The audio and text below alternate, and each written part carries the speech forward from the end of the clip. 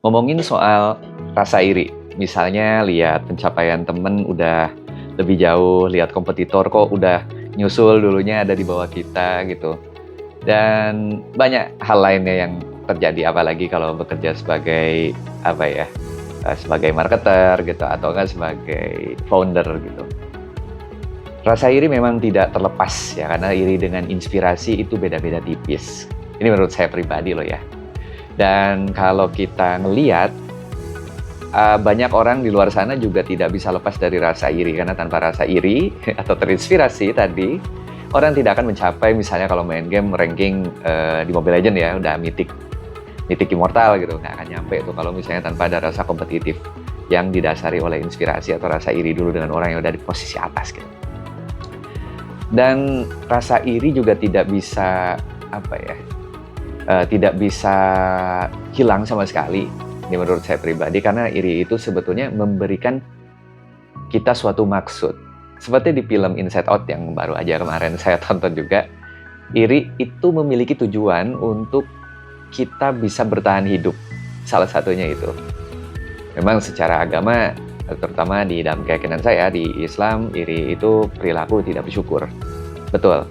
Nah, akan tetapi iri yang seperti apa dulu yang sifatnya negatif gitu.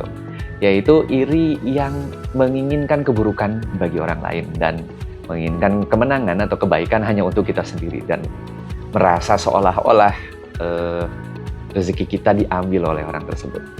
Tidak terkecuali saya juga mengalami hal yang sama.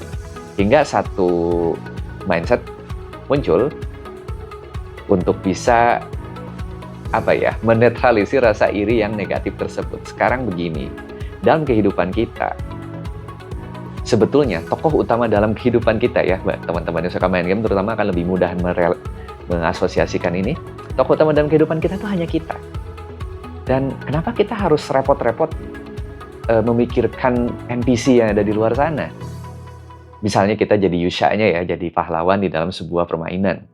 Di mana pahlawan ini tidak juga kaya, tidak juga terlalu miskin misalnya ya, ini contoh aja. Nah, tetapi di dalam permainan tersebut ada orang yang kaya banget, ada orang yang perannya jadi pedagang toko gitu, ada orang yang jadi pemimpin. Kan kita punya storyline sendiri dengan quest-quest sendiri atau permasalahan hidup sendiri. Kenapa kita harus iri dengan pencapaian yang NPC dapatkan? Bukankah dalam permainan kita yang biasa main RPG ya, yang seperti itu, atau bukankah di dalam permainan yang kita mainkan atau di dalam hidup kita memiliki permasalahan-permasalahan yang sama dengan quest-quest yang berbeda gitu ya, di antara setiap orang, dan semua orang itu sebetulnya jadi tokoh utama dalam hidup masing-masing, tetapi setiap orang selain dirinya itu adalah NPC. Kalaupun kita iri dengan pencapaian orang lain, lantas apa yang akan berubah dengan hanya rasa iri itu? Iri itu harus berubah menjadi inspirasi, tanpa harus menjelek-jelekan, tanpa harus menjatuhkan. Kita jadikan itu sebagai sebuah motivasi untuk belajar menjadi lebih baik. Karena hakikatnya rezeki itu berlimpah, karena hakikatnya lagi semua orang punya permasalahan hidupnya masing-masing. Dan jangan lupa kalau menggunakan asosiasi tadi, orang lain itu hanya NPC, kita hanya punya storyline sendiri, punya konteks kehidupan sendiri, dan kita juga punya talent sendiri. Membandingkan dengan orang lain yang memiliki talent, latar belakang, dan permasalahan hidup serta quest hidup yang berbeda, tentu saja ini bukan suatu perilaku yang bijak. Apalagi kehidupan ini tidak lama, yang abadi adalah di akhirat kelak. Jadi lakukanlah yang terbaik, do your best tanpa menjatuhkan orang lain, dan bahkan jadilah inspirasi untuk banyak orang agar orang lain juga ikut berkembang, berubah menjadi dirinya yang lebih baik. Sekian dari saya, semoga bermanfaat. Bagikan pada yang membutuhkan, koreksi apabila ada kesalahan. Terima kasih. Oh iya, ada koreksi.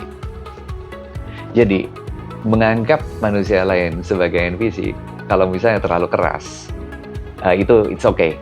Karena gini, kalau misalnya kita terlalu keras menganggap orang lain adalah sebuah saingan atau entitas yang membahayakan kehidupan kita, maka menganggap orang lain sebagai NPC itu bisa jadi lebih sehat. Jadi ini hanya sebuah analogi yang digunakan. Beda halnya apabila kita kurang empati. Apabila kita kurang empati, kurang mengerti perasaan orang lain, sebaiknya gunakanlah asosiasi yang lebih tepat. yang lebih manusiawi, seperti orang lain. Anggaplah orang lain seperti diri kita sendiri, itu akan asosiasinya jauh lebih tepat. Tetapi penggunaan kata NPC terhadap orang lain itu digunakan sebagai disasosiasi agar kita nggak merasa terlalu terikat dengan pencapaian orang lain. Karena di video sebelumnya kita bahas mengenai iri gitu. Dan iri yang nggak baik adalah iri yang hingga toksik dan terlalu membenci orang lain, ingin orang lain jatuh, dan kita ingin mengalahkan orang lain. Dan menurut saya itu bukan suatu bukan iri yang sifatnya positif. Iri positif itu sifatnya terinspirasi. Kita ingin seperti orang tersebut dan bermanfaat untuk lebih banyak orang. Menurut saya itu masih agak sehat ya. Gitu. Bagikan bila bermanfaat, koreksi apabila ada kesalahan, komen di kolom komentar ya. Terima kasih.